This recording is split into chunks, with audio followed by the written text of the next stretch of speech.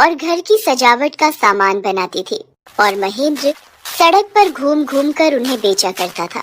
Red light होने पर जब गाड़ियाँ रुकती तब महेंद्र अपने खिलौने बेचने के लिए उन गाड़ियों की तरफ दौड़ पड़ता था। बाबूजी, ये खिलौने ले लो, बांस के खिलौने हैं, हाथ से बने हुए।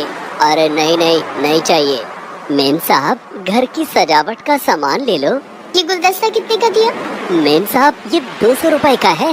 इतना महंगा? इससे अच्छा तो मैं मॉल से खरीद लूंगी, वहाँ ब्रांडेड सामान मिलते हैं। तुम्हारे सामान की तो कोई ब्रांड ही नहीं है और ना ही कोई गारंटी है। महेंद्र के लिए उन खिलौनों को बेचना एक चुनौती भरा काम था। उसे देखकर लोग अपनी गाड़ी की खिड़की खोलना तो दूर मुंह फेर लेते थे। महेंद्र अनुभा के बांस से बनाए हुए सामान को बेचने के लिए बहुत मेहनत करता था। वो ट्रैफिक में भी घूम घूम कर अपने सामान बेचा करता। इसी दौरान एक दिन महेंद्र सामान बेचने के लिए जल्दबाजी में सड़क पार कर रहा था कि अचानक सामने से आ रही एक तेज रफ्तार गाड़ी ने महेंद्र को जोर से धक्का मार दिया और महेंद्र वहीं सड़क पर गिर गया। इस हादसे में महेंद्र की मौत हो गई। महेंद्र की लाश जब उसके घर लाई गई तो उसे देखकर सदमे से उसकी पत्नी अनुभा की भी मौत हो गई।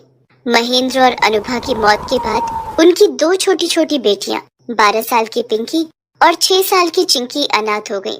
चिंकी बहुत जोर जोर से रो रही थी। मत रो चिंकी, मैं हूँ ना तेरी बड़ी बहन। दीदी दीदी, अब हम क्या करेंगे? कहाँ जाएंगे और क्या खाएंगे?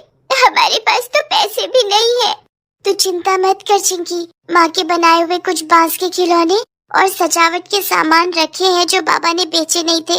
उन्हें बेचने से पहले ही माँ और बाबा हमें अकेला छोड़कर चले गए। हम उन सभी सामान को बेचेंगे और उससे जो पैसे मिलेंगे उससे हम अपना खर्चा चलाएंगे। ठीक है दीदी। दूसरे दिन पिंकी और चिंकी सड़क के किनारे बैठकर अपनी माँ अनुभा के बनाए हुए बांस के खिलौने और सामान बेचने लगती हैं।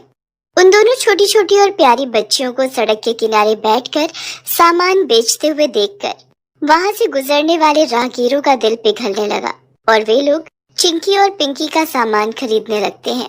अरे बेटा, ये पेन स्टैंड कितने का है? 50 रुपए का है। महंगा है, मैं तो इसके 35 रुपए ही दूंगी।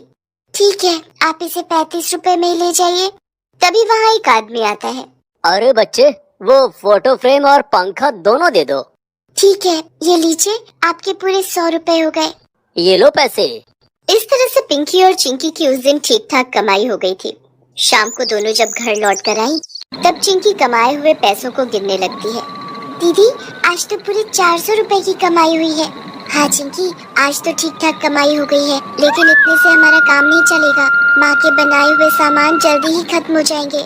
हमें जल्दी ही सोचना होगा कि सामान खत्म होने के बाद हम क्या करेंगे, क्योंकि तब हमारे पास बेचने के लिए कुछ भी नहीं होगा। चिंकी और पिंकी बात कर ही रहे थे कि तभी दरवाजे पर दस्तक हुई। पिंकी ने दरवाजा खोला तो देखा बाहर मकान मालिक खड़ा था।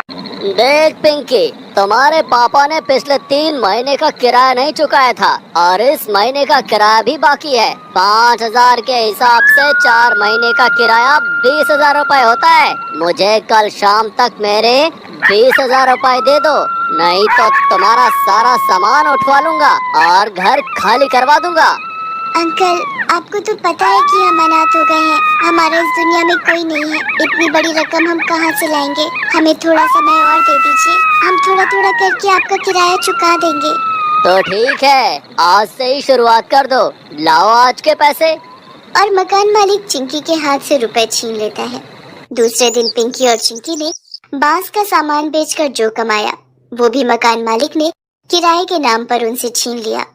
दीदी, इस तरह से तो हम एक पैसा भी नहीं जोड़ पाएंगे। हमारे पास कुछ खाने के लिए भी पैसे नहीं है। मेरे मन में एक ख्याल है, हम कल वैसा ही करेंगे। क्या करेंगे दीदी? कल सुबह हम कपड़े और बेचने वाले सारे सामान लेकर यहाँ से निकल जाएंगे। पहले हम अपना सारा सामान बेच देंगे और फिर यहाँ लौट कर नहीं आएंगे। हम लोग अपने रहने का इंतजाम कहीं और कर लेंगे। इससे हमें मकान मालिक को और रुपए भी नहीं देने पड़ेंगे। तो क्या मकान मालिक को बिना बताए हम यहाँ से भागने वाले हैं? हमारे पास और कोई रास्ता भी नहीं है चिंकी, लेकिन हम जाएंगे कहाँ दीदी? वो हम कल सोचेंगे। अभी खाना खाकर जल्दी सो जाते हैं, क्योंकि कल सुबह हमें यहाँ से जल्दी निकलना होगा। पिंकी खाना बनाती है और दोनों बहनें खाना खाकर सो जाती हैं। अगली सुबह चिंकी और पिंकी सारा सामान लेकर घर से निकल जाते हैं। वे दोनों सड़क के किनारे बैठकर अपना सारा सामान बेचने लगते हैं।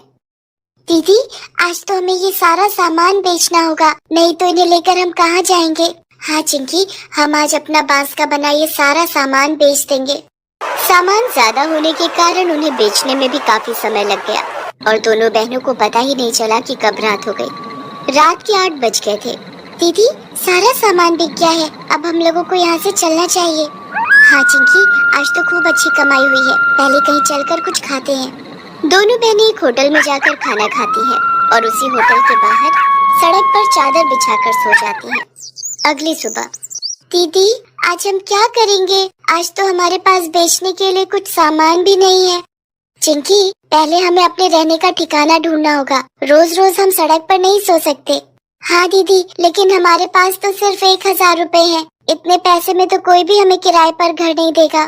तभी पिंकी को याद आता है कि उसने अपनी स्कूल की किताब में पढ़ा था कि कैसे एक आदमी ने अपने लिए बांस का घर बनाया था और माँ भी तो बांस के छोटे छोटे घर बनाया करती थी। दरअसल माता पिता की मौत से पहले दोनों बहनें सरकारी स्कूल में पढ़ती थी, लेकिन अनाथ होने के कारण दोनों की पढ़ाई छूट गई थी। चिंकी, हम अपने लिए खुद का घर बनाएंगे, वो भी अपने हाथों से। वो कैसे दीदी? देख, जैसे माँ खिलौने के लिए बांस का छोटा सा घर बनाती थी, ठीक वैसे ही हम बड़ा घर बनाएंगे जिसमें हम रह सकें। ठीक है दीदी, लेकिन हम इतना सारा बांस कहाँ से लाएंगे? बांस लाने के लिए हमें जंगल जाना होगा। मैं बाबा के साथ जंगल भी गई हूँ, मुझे जंगल का रास्ता पता है, तू चल मेरे साथ। और दोनों बहनें जंगल की ओर निकल पड़ती हैं। जंगल पहुंचकर दोनों ने देखा कि ढेर सारे बांस के पेड़ हैं। पिंकी ने शहर के किनारे और जंगल के बगल में एक जगह चुन ली और दोनों बहनें जंगल से बांस लाकर इकट्ठा करने लगी। धीरे धीरे करके दोनों बहनों ने काफी बांस इकट्ठा कर लिया। ये सब करते करते रात हो गई और दोनों वहीं सो गई। अगली सुबह, चिंकी उठ, हमें जल्दी से अपना घर बनाना है। और पिंकी बांस का घर बनाना शुरू कर देती है। चिंकी अपने नन्हे हाथों से बड़ी बहन पिंकी की मदद करने लगती है। लगभग 3 दिन की मेहनत के बाद पिंकी और चिंकी ने अपने लिए एक बांस का घर बना लिया था, जो देखने में बहुत ही सुंदर लग रहा था। दीदी, हमारा ये बांस का घर कितना सुंदर है ना? हाँ चिंकी, ये घर हमारे पुराने घर से भी ज्यादा सुंदर है और इस घर में रहने के लिए हमसे कोई किराया भी नहीं मांगेगा। दीदी, हम इस घर को बांस की बनी फूलों और पत्तियों से सजाएंगे। हाँ चिंकी, चलो हम बांस से फूल और पत्तियाँ बनाते हैं। और दोनों बहनें बांस से फूल और पत्तियाँ बनाने लग जाती हैं। पिंकी ने बहुत सुंदर फूल बनाए, जिसे देखकर चिंकी खुशी से चहक उठी। दीदी, जब तुम बांस से इतनी सुंदर फूल और पत्तियाँ बना सकती हो, तो क्यों ना इस बांस से और भी ज्यादा फूल और पत्तियाँ बनाकर हम बाजार में बेचें? इससे हमारी कमाई भी हो जाएगी। अच्छा आइडिया है चिंकी, हम यही काम करेंगे। अपना घर सजाने के बाद पिंकी और चिंकी दोनों बहनें मिलकर बांस से फूल और पत्तियाँ बनाने लगती हैं और उन्हें बनाकर बाजार में बेचने के लिए जाती हैं। पिंकी और चिंकी सड़क के किनारे चादर बिछाकर अपने बांस के फूल और पत्तियाँ बेचने लगती हैं। आने जाने वाले राहगीर उनसे सामान खरीदने लगते हैं। वो फूल कितने सुंदर लग रहे हैं, गाड़ी में सजाने के लिए ले लेते हैं, हमारी गाड़ी और सुंदर लगेगी ना? हाँ हाँ, क्यों नहीं, और ज्यादा ले लो, अपने घर के ड्राइंग रूम में भी सजा देना। वो फूल दे दो। ये लीजिए मैडम जी। कितने पैसे हुए? 200 रुपए हो गए। ठीक है, ये लो पैसे। और इस तरह से दोनों बहनों के बांस से बनाए हुए सजावट के सारे सामान बिक गए। दोनों बहनें खुशी खुशी घर आ जाती हैं। दीदी, हम कल और भी ज्यादा सामान बनाएंगे। हाँ चिंकी, तभी उनके दरवाजे पर दस्तक हुई। दीदी, हमारे घर कौन आया होगा? पता नहीं चिंकी, मैं जाकर देखती हूँ।